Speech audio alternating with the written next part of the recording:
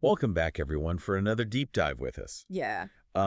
As always, we are taking a look at what you've sent our way, Huh? and today we're diving into the law of one, Yes. specifically looking at humility Yeah. and how to avoid Uh, spiritual ego, right. which is something that is pretty important Yeah. Yeah, if definitely. you're going down a spiritual path. Huge. Yeah. For sure. So you've given us some great material to work with here. We have excerpts from Law of One teachings on staying humble and avoiding spiritual ego. Okay.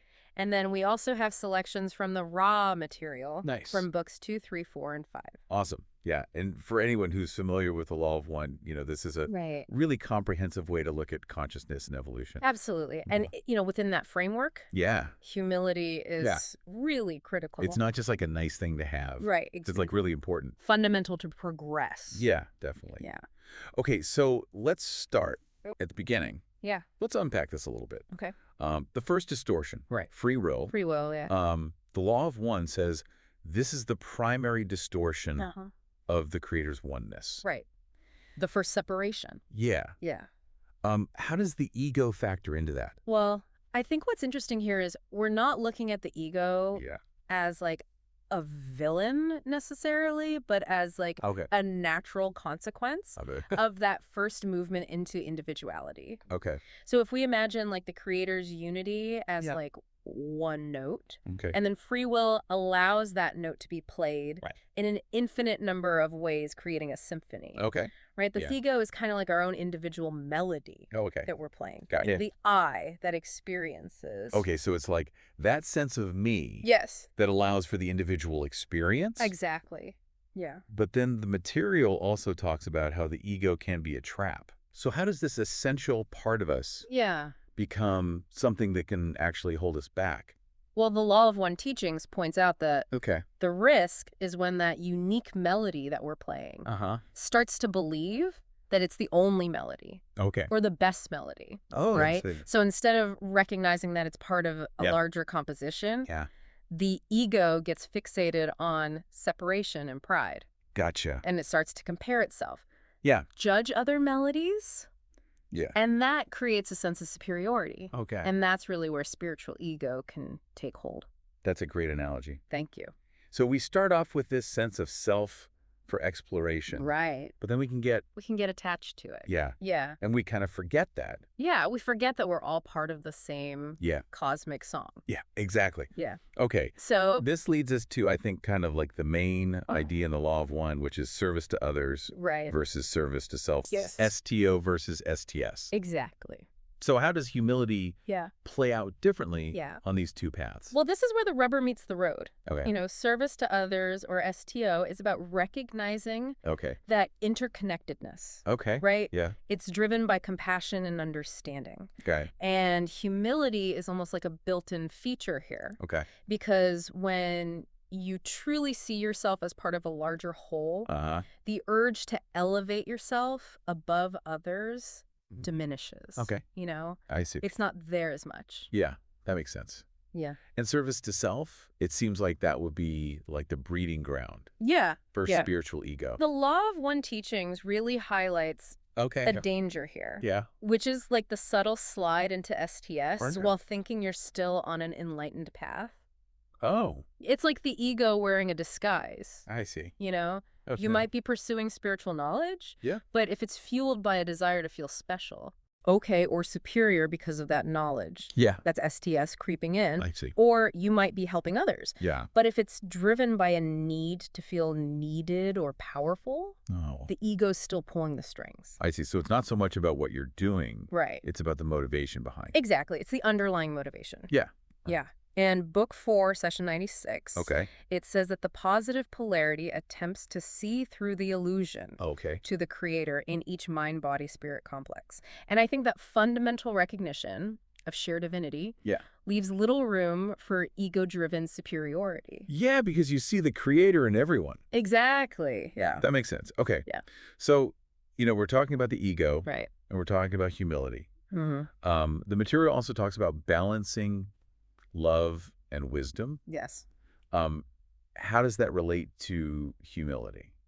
Well, imagine love and wisdom as two wings. If one wing is much larger than the other, you're going to fly in circles. So wisdom without love can become cold. Intellectual arrogance, like, I understand these complex truths, therefore I am somehow more advanced. That's a classic manifestation of spiritual ego. Right, so it's like that imbalance can lead to ego. Yeah, exactly. But then on the other hand, love without wisdom can be naive and ineffective. It could even enable negativity without clear discernment. I see. So true humility is that equilibrium where you understand deeply. That's the wisdom. But you apply that understanding with empathy and compassion. That's the love. Recognizing that everyone is figuring things out in their own way. That makes sense. So when love and wisdom are in balance, the ego's need to either inflate or deflate fades away. You recognize your intrinsic worth as a spark of the creator, and you honor that same spark in everyone else. Gotcha. So that leads us to something that Ra says in Book 3, Session 64. Which is, Ra is not elite. Right. Which is so interesting. It's so direct. It's a really powerful statement. Yeah, and I think it's really relevant. To this idea of humility. Absolutely. So why is that statement so important? Well, because Ra, a sixth density social memory complex, vast experience and knowledge, is explicitly rejecting any notion of superiority. Wow. And they go on to explain that their experiences in third density, even though they were in a different time and context, involve the same fundamental challenges and opportunities for growth that we face. Joy, sorrow, learning through experience. Wow. It's a powerful equalizer. It really levels the playing field. Exactly. Even for being at that level of, development. They're emphasizing the shared human experience or third density experience, And Ra is also actively dismantling any pedestal that we might want to put them on.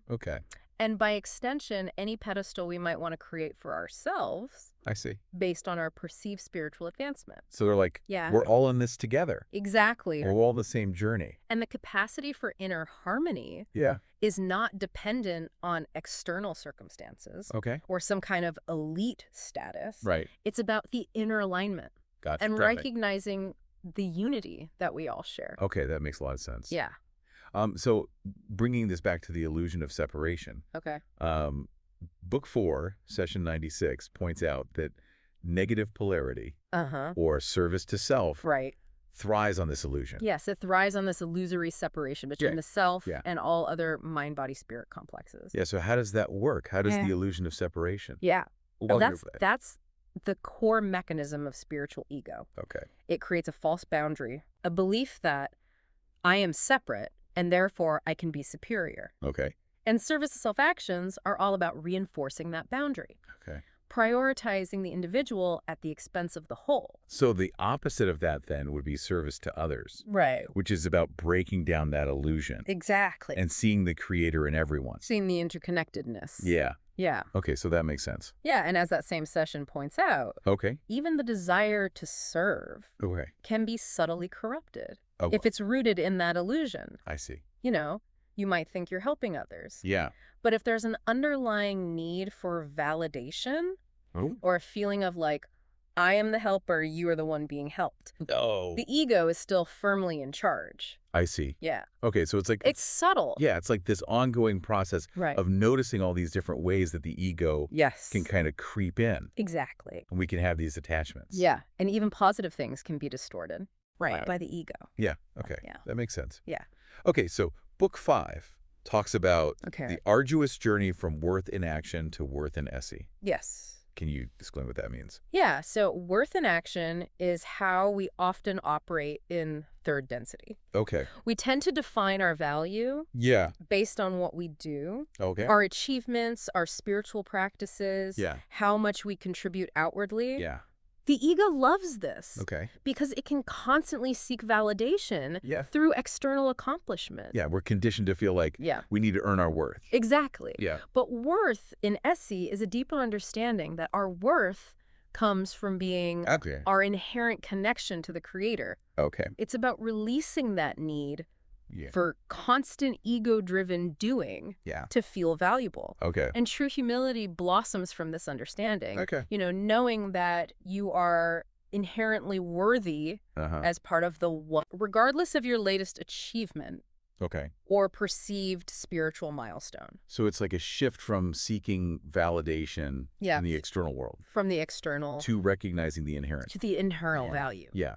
And that also explains why the material says that good works done for the wrong reasons can cause confusion and distortion. If your actions, even outwardly positive ones, are driven by ego, a need to look good or to gain power or to feel spiritually superior, they actually create more internal conflict and obscure your understanding of true unity. Right, because it's not coming from that place of like pure service. Exactly. Humility requires a purity of intention where your actions flow from a genuine desire to serve the creator in others without any attachment to personal gain or recognition. That makes sense. Yeah.